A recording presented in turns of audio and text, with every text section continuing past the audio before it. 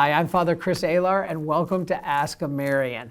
You know, we get a lot of questions on purgatory, but Clara in Garden Grove, California specifically asks, Father, I read a lot about the fires of purgatory.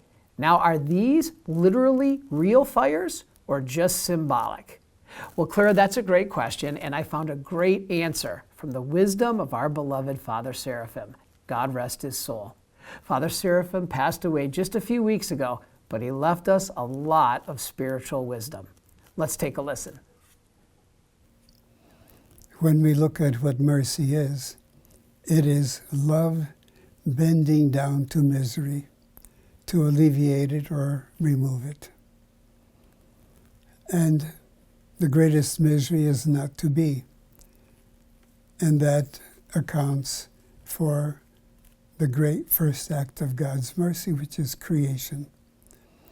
And of all creation, God chose the human being to be able to be in very intimate relationship with himself. And it was St. James who in his letter points out, doesn't the scripture tell us that God is jealous and he jealously desires the spirit which he has made to dwell in us? Because the human being was formed from the dust of the earth, molded, and into the nostrils God breathed his spirit, so that our personality is dependent on that spirit. And we are, as a result, spirit, soul, or mind, and body. And they are intertwined to bring us to the fullness where eventually we become spiritualized and able to be united to God who is spirit and return to him, so that we may, as St. Peter points out, be partakers of the divine nature, to become eternal as God.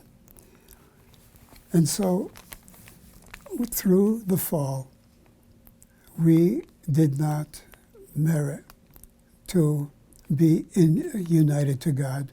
And it's not so much merit, it's just impossible, because God is all holiness, all perfection. And by rebellion, which sin is, we separate ourselves. We cut off that divine breath in us from his divine breath, which he is. And so the Lord had to find a way, because he would not give up on us. He would not allow us to fall away and not belong to him anymore. We are of his very breath. And so in his mercy, so that he would not have to cut us off totally forever, he made it possible for us to go through a process of cleansing, which we call purgatory. And we speak of flames of purgatory, something that burns, because in a sense it's fire that purges, like purifies metals by melting them down and removing the dross, the dirt, until it's pure again. And this is what this fire of purgatory is to do for us. But what is that fire?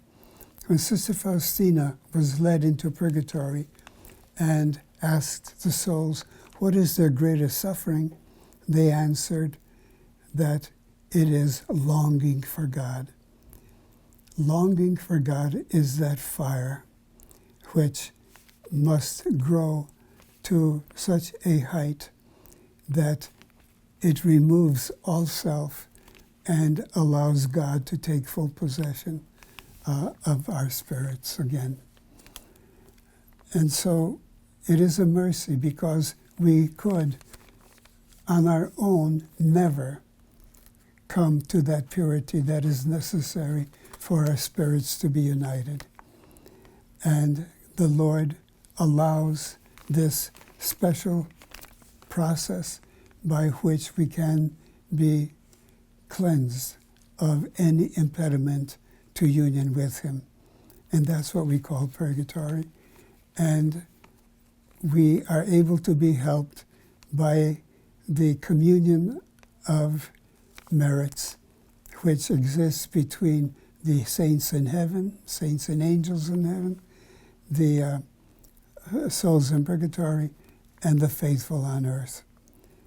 And it is through our prayers, our thanking God for being merciful to us, for giving us another chance, thanking him for having paid all the penalty for our infidelity, and making it possible for us to receive the fruit of the excessive love that he poured out upon us by bending himself to suffering all the worst things that any human being could possibly, and all human beings together.